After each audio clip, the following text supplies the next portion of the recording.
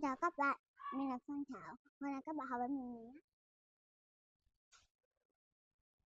Đây là chữ, này chữ ơ, này chữ đây là chữ hờ, đây chữ u, chữ y, đây chữ n, đây chữ g, đây chữ a, đây chữ m, đây chữ l, đây chữ đ, chữ tờ, đây chữ e.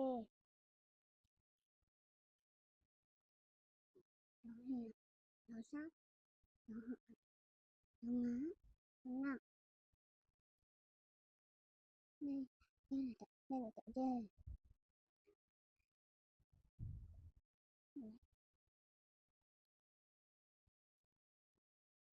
R, E, G. Đây là chả lá. N,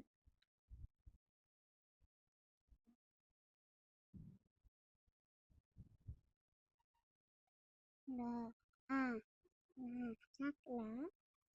Đây chữ N, N,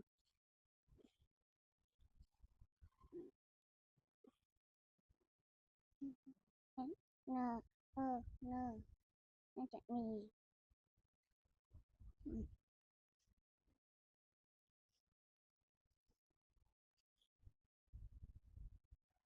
N, I, mi, hiền, mì. Bye bye các bạn.